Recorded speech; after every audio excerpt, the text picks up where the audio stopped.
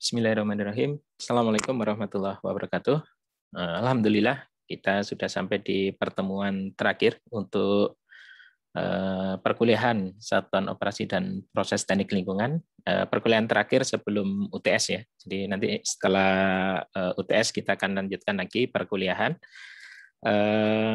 Untuk topik pertemuan kita kali ini adalah terkait dengan masalah stabilisasi air, yaitu masalah penghilangan kesadaran dan agresivitas air. Jadi kemarin barangkali sudah diampu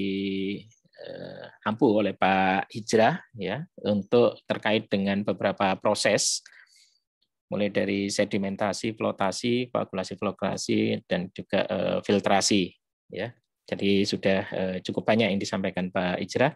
Saya melanjutkan dari beliau, yaitu terkait dengan masalah stabilisasi air atau nanti terkait dengan penurunan agresivitas dan juga kesadaran dari air. Nah, topik ini masih terkait nanti dengan pertemuan berikutnya setelah UTS, yaitu aerasi. Oke, jadi mungkin agak berbeda. Saya tidak akan masuk langsung ke unit apa, tetapi saya jelaskan terlebih dahulu latar belakang dari kenapa kemudian muncul nanti kebutuhan terkait dengan pengolahan untuk agresivitas air dan juga kesadaran air ini. Ya, background-nya seperti apa, kemudian bagaimana cara kita menentukan kondisi tersebut. Ya, kemudian bagaimana cara atau metode stabilisasi dan penghilangan kesadaran. Secara umum memang reaktornya nanti agak berbeda dengan reaktor-reaktor yang ditunjukkan oleh Pak Ijrah di perkuliahan sebelumnya, yang itu jelas terlihat gitu dan banyak contoh-contohnya. Kalau di stabilisasi nanti reaktornya cenderung berupa reaktor yang tertutup ya, yang tidak tidak mudah untuk dilihat karena prosesnya yang terjadi kebanyakan adalah proses-proses kimia. Oke, jadi secara umum di sini di dalam air baku, air minum itu ada dua, yaitu ada banyak ya, tetapi yang paling banyak digunakan adalah air baku permukaan dan air tanah. Air baku permukaan itu pencemar atau parameter yang harus diturunkan itu seperti yang dijelaskan oleh Pak Ijrah ya, mulai dari sedimentasi ya untuk menurunkan suspended solid ya, kemudian juga flotasi sama untuk suspended solid, kemudian koagulasi flokulasi urusannya juga sama, suspended solid dalam bentuk koloid ya, kemudian juga penggunaan dari filtrasi dan juga membran, artinya terkait dengan masalah padatan-padatan yang ada pada air. Nah, kalau di air tanah ini nanti agak berbeda parameternya karena sebagian besar nanti parameter pencemar itu dalam bentuk terlarut. Dalam bentuk terlarut dia mempengaruhi kualitas air ya. Sehingga mau tidak mau ini harus kita olah terlebih dahulu ya dalam bentuk yang tidak terlarut. Ya. Dalam bentuk yang tidak terlarut sehingga kemudian dengan mudah dapat kita pisahkan. Ya, artinya proses-proses pengubahan dari terlarut menjadi tidak terlarut, misalnya saja presipitasi, yang ini melibatkan reaksi reduksi oksidasi, reaksi asam basa, misalnya netralisasi, akan banyak sekali kita jumpai di dalam pengolahan air tanah ini. Nah, di sini mengapa kemudian pilihannya adalah air tanah? Jadi ada beberapa keuntungan di dalam air tanah. Yang pertama adalah masalah higienitas. Ya, artinya air tanah ini tidak terlalu banyak tercemar. Kalaupun ada misalnya saja kontaminan di dalam air tanah, hal tersebut disebabkan oleh karena sebagian besar itu adalah kondisi geologis dari tanah. Ya, tanah ada beberapa lapisan, misalnya saja, kemudian tentunya dia membawa pengaruh dari air hujan yang terinfiltrasi. Jadi kalau kita pelajari di dalam siklus hidrologi, ya, setelah terjadi hujan, terjadi infiltrasi, air hujan berkecenderungan untuk ber-pH rendah, ya, sehingga dia mudah melarutkan mineral yang ada di dalam tanah, ya, baik mineral logam maupun non logam, yang ini akan berpengaruh pada kualitas dari air tanah. Yang kedua, dia ada pada temperatur yang relatif konstan, ya, tidak terpengaruh oleh sinar matahari karena terletak ada di dalam tanah. kemudian dia secara kimia dan biologi stabil, ya. Kecuali memang nanti ada kondisi-kondisi khusus, misal saja pencemaran air tanah. Nah, ya ini tentunya berbeda kondisinya. Tapi dalam kondisi yang normal, ya cenderung untuk stabil. Kemudian juga kualitasnya konstan, ya, tidak terlalu berfluktuasi seperti di air permukaan. Jadi kalau kita lihat misalnya bak sedimentasi itu, misalnya kita desain pada kekeruhan sekitar 1000 miligram per liter misalnya untuk TSS misalnya, atau kekeruhannya sekitar 100 NTU misalnya saja, maka itu sebenarnya adalah kondisi yang fluktuatif, ya, artinya bisa kurang atau bisa lebih misalnya dari itu. Kemudian dia not sensitive to calamities, ya. Ini kelebihan dari penggunaan air tanah. Kemudian kekurangannya, yang pertama jelas ketersediaannya terbatas, ya. Kemudian juga large space required, jadi dibutuhkan lahan yang cukup luas, ya, terkait dengan masalah bidang bidang pengaruh dari air tanah. Sedangkan secara infrastruktur sendiri sebenarnya ya infrastrukturnya tidak terlalu besar, ya, karena proses-prosesnya sebagian besar adalah proses-proses kimia, ya, yang ordenya adalah orde-orde yang cukup cepat. Nah, ini sebagian tadi sudah saya jelaskan. Kemudian berdasarkan pada kondisi oksigennya, maka air tanah dapat dibagi menjadi air tanah yang freatik sifatnya, kemudian slightly anaerobic groundwater, dan deep anaerobic groundwater. Ya, ini nanti ada lapisan-lapisannya seperti itu. Mungkin juga saudara sudah ketahui di dalam proses perkuliahan sebelumnya.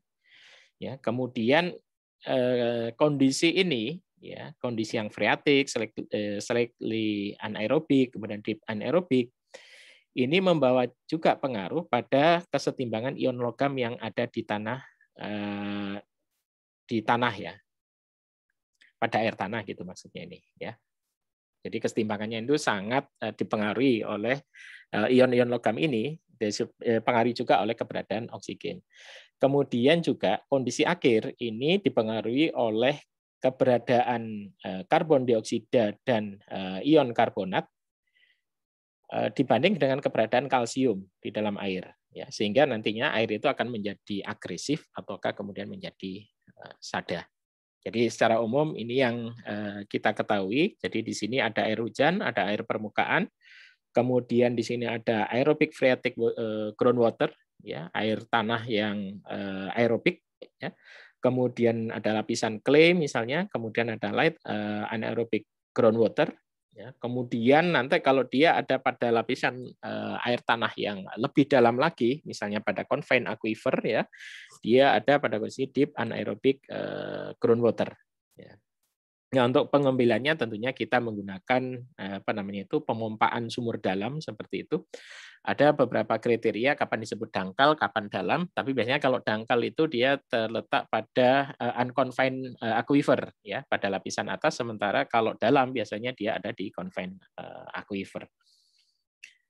Nah, kondisi-kondisi ini membawa pengaruh, ya, pada air tanah, ya. Tadi yang disebutkan bahwa freatik, kemudian slightly anaerobic, deep anaerobic itu dipengaruhi keberadaan oksigen. Nah, keberadaan oksigen sendiri mempengaruhi kondisi yang ada di dalam tanah. Air di dalam tanah. Jadi yang freatik misalnya di sini terkait atau terhubung dengan atmosfer, kemudian apabila konsentrasi organik itu tidak terlalu banyak di dalam tanah, ya, maka tidak akan terjadi reaksi yang mengakibatkan air itu atau tanah itu menjadi anaerobik. Ya. Jadi kondisi air itu tidak menjadi anaerobik. Ya, sehingga pada akhirnya tidak ada kondisi anaerobik yang terjadi juga pada tanah. Nah, sehingga parameter yang kita amati cukup adalah pH, ya, tingkat keasaman, kalsium, kemudian juga saturation index, nanti kita jelaskan di bawah, kemudian ada ion karbonat yang menjadi perhatian kita. Nah, kesetimbangan ini nanti berpengaruh pada apakah kemudian air itu menjadi agresif ataukah menjadi sada. ya, aggressive water atau hardness water, ya, istilah terjemahan Indonesianya adalah air sada. Jadi aggressive water ini terjadi oleh karena proses-proses pemecahan, ya, sehingga karbon dioksida yang ada di air tanah dan juga karena ketidakadaan kalsium, ya, menyebabkan konsentrasi CO2 ini menjadi tinggi. Ya, dan kemudian kesetimbangannya menjadi cenderung pada keberadaan dari karbon dioksida. Artinya aggressive water itu air yang cenderung di situ sebenarnya terdapat banyak karbon dioksida. Ya, terdapat banyak karbon dioksida. Sedangkan hardness water di sini, jadi anaerobic groundwater, apabila dia pada lapisan yang kaya akan kalsium, ya, tanahnya berkapur seperti itu, kemudian adanya proses-proses di tanah, ya, menghasilkan CO2, kemudian di sini menghasilkan reaksi, ya, kemudian dengan kalsium, ya, tetapi keberadaan kalsium itu nanti dia ada dalam bentuk ion kalsium Ca2+ dan juga ion karbonat yang ada di air. Sehingga pada saat diambil air itu kemudian menjadi mengandung kalsium dan karbonat, ya, sehingga dia membentuk satu kesadahan. Jadi kalau hardness itu terjadi karena keberadaan dari kalsium terutama dan karbonat, ya, ion-ion karbonat, bikarbonat yang terikat dengan Ca dan Mg nantinya magnesium, ya. Sementara kalau kemudian aggressive water itu karena keberadaan dari CO2. Pada slightly anaerobic groundwater ini terletak pada confining layer, kemudian terkarakterisasi dengan kurangnya oksigen dan keberadaan ion amonium, besi dan mangan, ya. Kemudian the treatment of slightly anaerobic often consists of aeration followed by submerged granular media filtration. Jadi nanti kita setelah UTS kita akan pelajari masalah aerasi ini, ya. Kemudian yang deep anaerobic groundwater ini terkait dia under a confining layer, ya, kemudian tidak ada oksigen yang ada di air. Nah, karena tidak adanya keberadaan oksigen ini, maka di sini tidak ada nitrat juga, ya, nitrat tidak ada. Kemudian material organik di sini pecah sebagai there is no nitrat present and organic material is broken down with sulfat oxide. Oh, ya, jadi itu pemecahan nanti untuk material organik ini menggunakan sulfat sebagai oksidannya, sebagai oksidannya. Kemudian iron, manganese, and especially ammonium are present in high concentration, while hydrogen sulfide and methane are also present in groundwater. Jadi nantinya yang membedakan antara yang phreatic dan slightly anaerobic serta deep anaerobic adalah karakteristik dari airnya. Kalau yang phreatic nanti cenderungannya adalah dia menjadi hardness sada ataupun agresif. Sementara kalau deep yang anaerobik dia cenderung mempunyai permasalahan dengan Fe dan Mn. Ya, jadi ini beda yang biasanya kemudian kita lihat seperti itu. Sehingga ini memang nanti rangkaian ini ada di pengolahan air minum, ya, SPAM, tetapi ini sebagai pendahuluan dapat kita lihat. Misalnya di sini aerobic groundwater, ya, yang di unconfined tadi ada proses setelah pengambilan dari sumur, ada proses conditioning. Ya, jadi air yang agresif kemudian low pH, pH-nya rendah, ini cenderung ada pada tanah-tanah berpasir, ya. Dengan menggunakan marble filtration, ya, CaCO3 plus CO2 plus H2O, dia akan menghasilkan ion karbonat dan kalsium. Ya, ini kalau kemudian kita lakukan conditioning. Kemudian kalau dia mengandung hardness, ya, high hardness, ya, kita reaksikan dengan basa, ya, ataupun nanti dengan soda. Dapat dilihat, nah di sini ada proses aerasi, ya, ada proses aerasi dulu. Aerasi, softening, baru rapid sand filter, ada kemudian dimasukkan reservoir.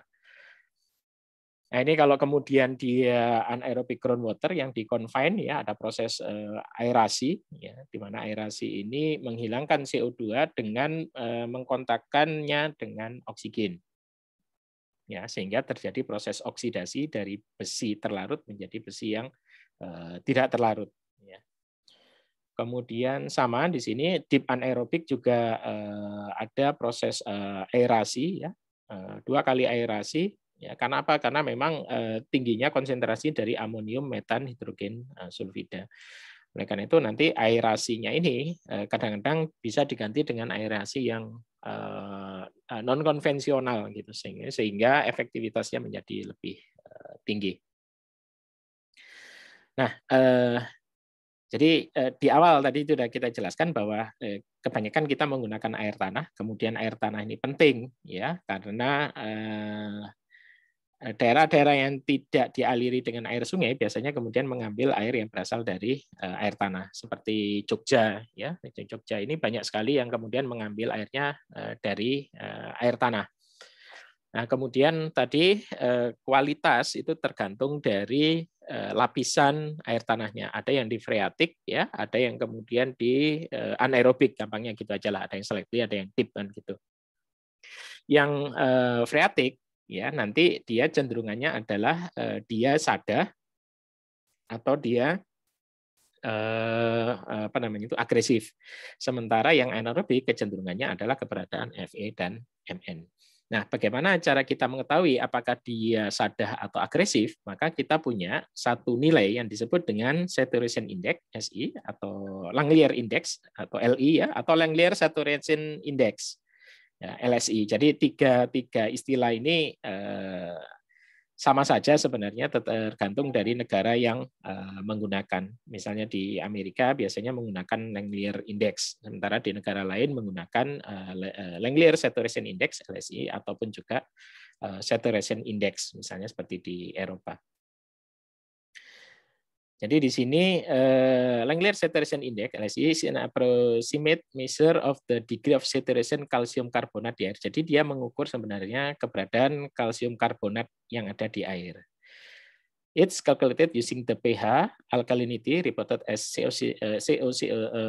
calcium carbonate in milligram per liter, calcium concentration reported as calcium ion in milligram per liter, total dissolved solid, and water temperature. Jadi pada saat kita mengukur LSI, maka ada beberapa parameter yang harus kita ketahui. Yang pertama adalah pH, yang kedua adalah alkalinitas, kemudian yang ketiga konsentrasi kalsium, yang keempat adalah TDS, ya, total dissolved solid, dan kemudian yang kelima adalah water temperature.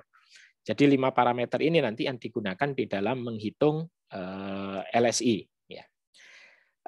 LSI value will increase as the increase pH, alkalinity, calcium, hardness, and temperature. Jadi kalau parameter-parameter ini berubah, naik gitu misalnya, maka nilai LSI-nya akan juga menjadi naik. Nah, tetapi yang paling besar sebenarnya adalah pada perubahan pH.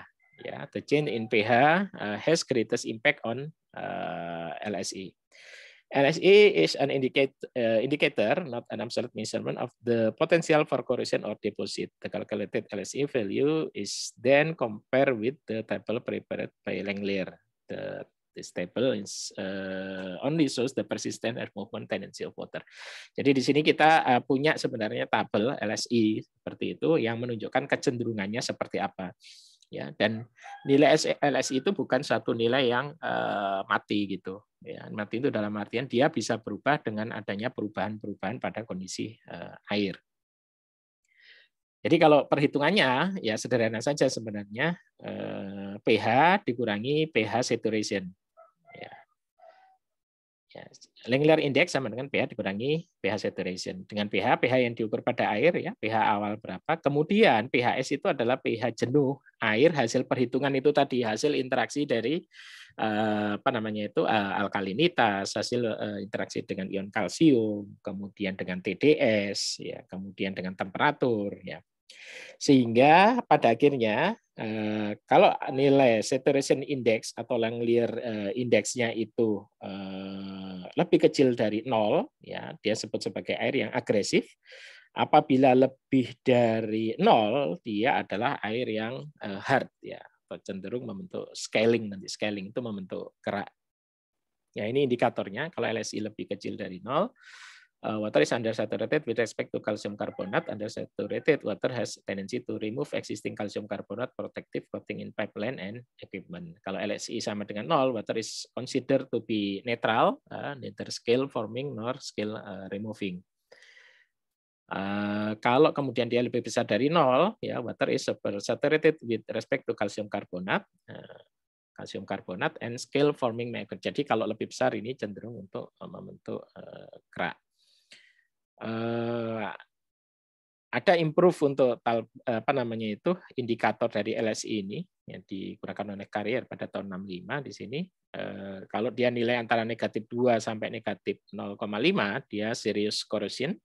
Kalau antara 0,5 sampai 0 slightly corrosive but non scale forming, ya. Kalau 0 itu balance, but pitting corrosion is possible. Jadi mungkin saja dia terjadi korosi.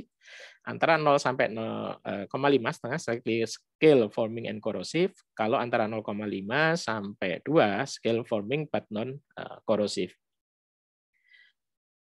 Oke, ya. Jadi ini untuk nanti detailnya ada di bagian terakhir, terutama untuk perhitungan dari LSI jenuhnya.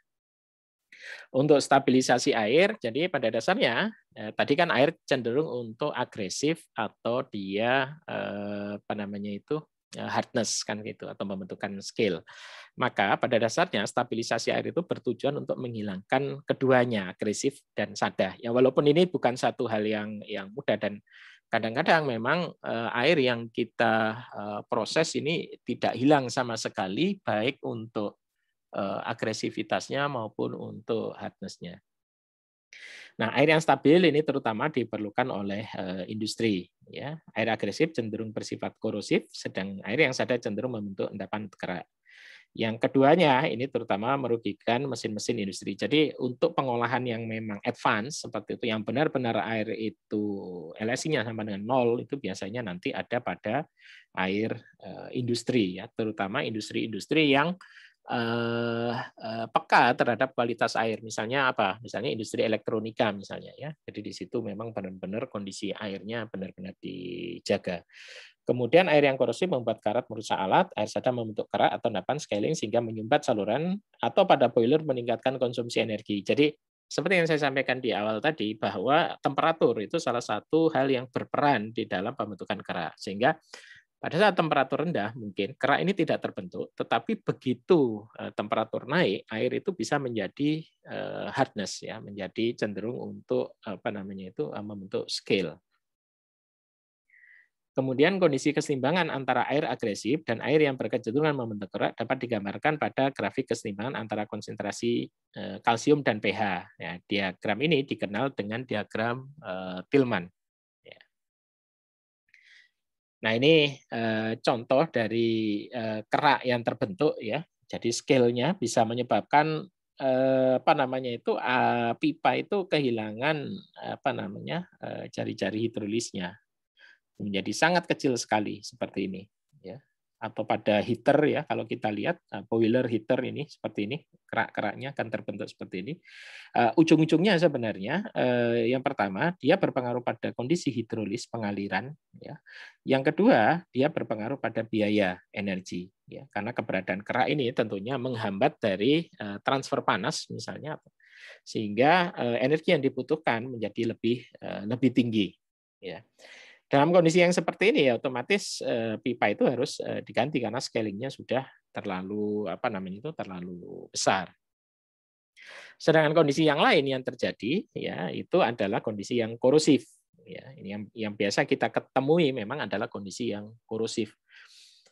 Kondisi-kondisi yang seperti scaling ini di perpipaan air minum misalnya kita temui pada air yang ada atau di daerah kapur misalnya, ya, banyak kita temui seperti ini.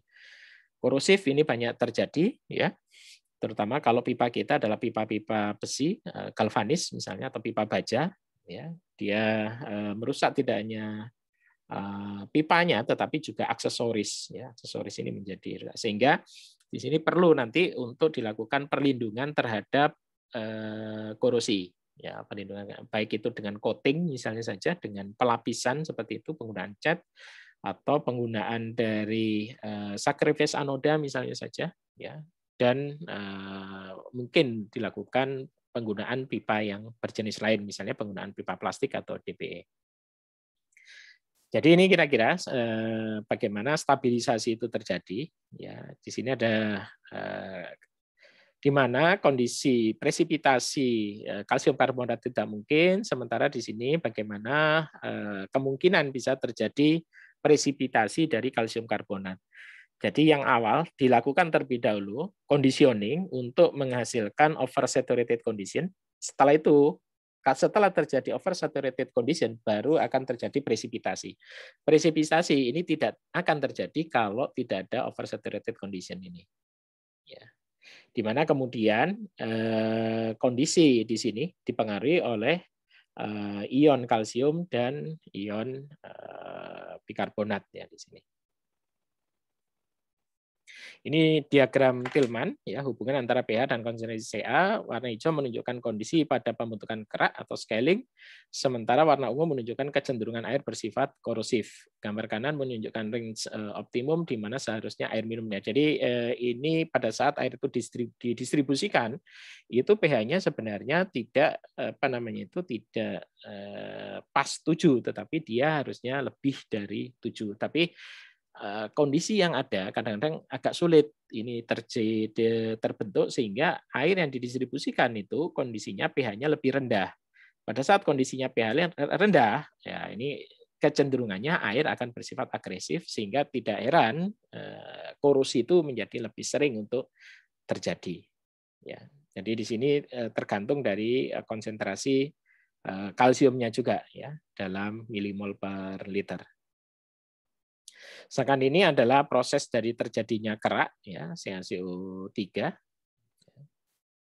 Jadi proses bagaimana kemudian kerak itu terbentuk, ya, pada air. Sedangkan proses pada korosi, ya, ini terutama terjadi karena pertukaran ion, pertukaran elektron, maaf ya. Pada ini besi, ya, kemudian ada area anodanya, kemudian ada area katoda, ya, di mana kemudian terjadi transfer elektron, ya, yang difasilitasi oleh keberadaan dari butiran air, sehingga menyebabkan dari besi ini ya menjadi besi yang sifatnya terlarut. Ya, jadi terjadi proses pelarutan dari besi. Jadi ini besi Fe3+ ya, besi yang tidak terlarut ya, menjadi Fe2+ ya, karena tambahan dari elektron ini. Ya. Nah, keberadaan Fe2+ ini ya, apabila nanti ada oksidasi lagi, ini akan menjadi dia akan berubah lagi menjadi besi yang menjadi besi yang berupa padatan ya, solid lagi. Nah, tapi kalau tidak ada tambahan oksigen ya proses korosi ini akan terus terjadi. Nah, ini prosesnya ya, kira-kira kalau marble filtration untuk penghilangan agresivitas ya seperti ini prosesnya ya, CaCO3 tambah CO2 ya tambah H2O, dia akan membentuk ion kalsium dan ion karbonat ya, seperti ini. Jadi dilakukan spray ya, itu kemudian di bagian bawah ini medianya adalah kalsium karbonat. Ya, agak berbeda barangkali yang di granular yang umum di air permukaan, karena biasanya kita menggunakan media ya kalau tidak pasir ya garnet misalnya atau antrasit. Nah, tapi di sini medianya adalah kalsium karbonat. Ya, sedangkan proses yang lain ya sebenarnya sama dengan proses filtrasi yang lain. Ya, atau dilakukan nanti proses kontak. Kemudian yang kedua terkait dengan hardness atau kesadahan. Jadi kesadahan adalah keberadaan ion Ca dan Mg di dalam air. Ya, jadi penyebab utama dari hardness adalah Ca dan Mg, sehingga di dalam air baku peraturan tentang air baku air minum di Indonesia, di situ nanti ada, memang tidak disebutkan secara khusus adanya kesadahan, tetapi ditunjukkan dengan maksimum ion Ca yang ada di dalam air ya, yang kalsium kalau tidak salah 400 mg per liter. Ya, silakan dicek atau dibuka lagi nanti di Permenkes yang tahun 2010 itu. Nah, kesadahan terjadi akibat terganggunya keseimbangan karbonat dalam air akibat lepasnya CO2 di dalam air. Ya. Nah, lepasan ini terjadi akibat adanya kontak antara air dengan udara. Nah, kesadahan ini biasanya kita kenal dengan kesadahan sementara dan tetap. Tetapi kalau referensi yang lain menyebutnya ya hardness, tidak perlu lagi dibagi hardness yang sementara atau tetap.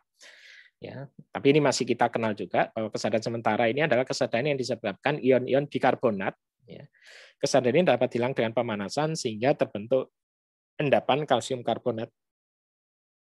Sedangkan kesadahan tetap adalah kesadahan yang disebabkan garam-garam klorida, sulfat, dan karbonat. Ya.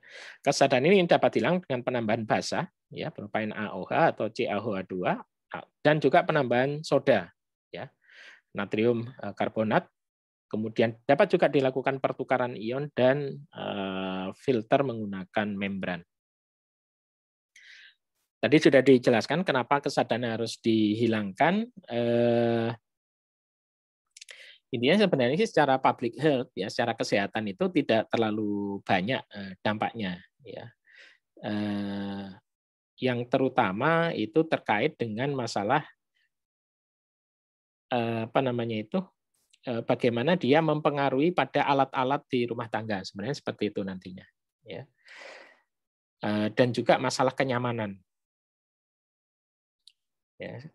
Dan juga yang lain adalah pada masalah ekonomi, ya, reduction in use deterjen misalnya, karena air cenderung untuk tidak berbuih kalau airnya sadah, itu yang paling populer dan kita kenal di laboratorium lingkungan. Kemudian reduction of scale and corrosion household equipment, ya. Kemudian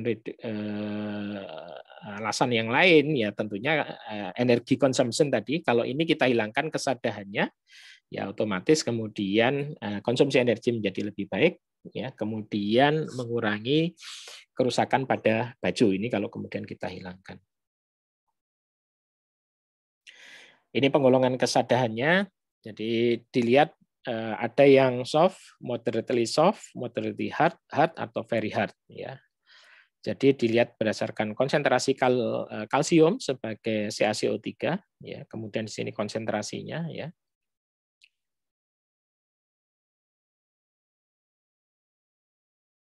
Nah, reaksi yang terjadi adalah untuk kapur dan air di CaOH2 ditambah CO2, di sini ada bereaksi dengan CO2 membentuk CaCO3 plus H2O. Ya, kemudian untuk kapur dan bikarbonat, ya, CaOH2 di sini bereaksi dengan kalsium karbonat, ya, membentuk kalsium karbonat dan H2O dan air, ya. Kemudian kalsium hidroksida di sini bereaksi dengan magnesium karbonat membentuk magnesium bikarbonat, ya, maaf ya, membentuk magnesium karbonat dan kalsium karbonat dan H2O. Ya, sementara untuk reaksi kapur dan magnesium karbonat terlarut, ya, membentuk CaCO3 dan magnesium hidroksida, ya. Kemudian pada kesadaran non karbonat yang dipengaruhi oleh magnesium sulfat, ya, di sini kalsium hidroksida bereaksi dengan magnesium sulfat membentuk kalsium sulfat dan magnesium hidroksida. Nah, karena CaSO4 ini, kalsium sulfat ini masih berbentuk kesadahan non karbonat, ya, maka dia harus direaksikan dengan soda natrium karbonat, di sini membentuk natrium sulfat ditambah dengan kalsium karbonat. Nah, proses softeningnya sendiri dapat menggunakan pellet softening, ya, seperti fluidized bed. Kemudian di sini kenapa menggunakan fluidized bed? Large crystallization surface, rapid reaction, compact installation, high efficiency, low cost, no cementing of pellet. Jadi pelletnya itu tidak kemudian menggumpal seperti itu, ya. Nah, jadi sini kalau kita lihat ada suplai dari hot water, kemudian ada supply dari lainnya, kemudian supply of seeding material, outlet pelletnya, ya, yang C ini untuk nambah atau mengurangi pelletnya, kemudian D forming pellet, ya. Jadi di sini adalah reaksi dengan pelletnya. Kemudian yang E outlet for some. Jadi kalau air sudah keluar dari sini, ini sudah relatif air yang tidak sadah lagi atau berkurang kesadahannya. Nah, ini contoh perhitungan untuk kesadahan. Jadi kalau untuk kesadahan kita lihat ini saya ambilkan dari buku Pak Agus Selamat, ITS. Jadi misalnya kita punya konsentrasi karbon dioksida 10 mg per liter, kemudian ion kalsiumnya 66 mg per liter, ion magnesiumnya 35 mg per liter, kemudian untuk ion karbonatnya 275 mg per liter. Jadi tentukan berapa kapur dan soda yang diperlukan untuk menurunkan kesadahan. Jadi kita lihat dulu di sini konsentrasi kita ubah dalam bentuk mili ekuivalen per liter, ya.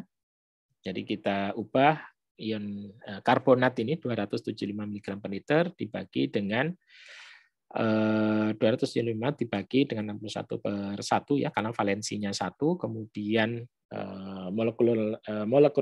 molekular weight-nya 61, ya, sehingga dia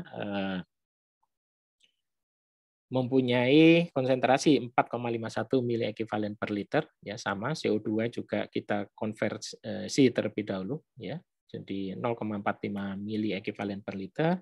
Kalsium juga sama, ya, di sini 3,3 mili ekuivalen per liter. Mg juga sama, ya, sehingga kesadaran karbonat adalah, ya, ini yang karbonat ini 4,51 mili ekuivalen per liter, sedangkan kesadaran total adalah 3,3, ya, kalsium ditambah magnesium, ya, kalsium magnesium, ya, sehingga kita dapatkan 6,22 mili ekuivalen per liter. Kebutuhan kapur adalah untuk kesadaran karbonat ditambah konsentrasi CO2, ya, ditambah ion Mg-nya. Kesadaran karbonatnya 4,51, CO-nya 0,45, ya, kemudian untuk Mg-nya 2,92, ya, ditambah lebihnya 1,25, ditambah kelebihannya sehingga 9,13 mili ekuivalen per liter. Ya.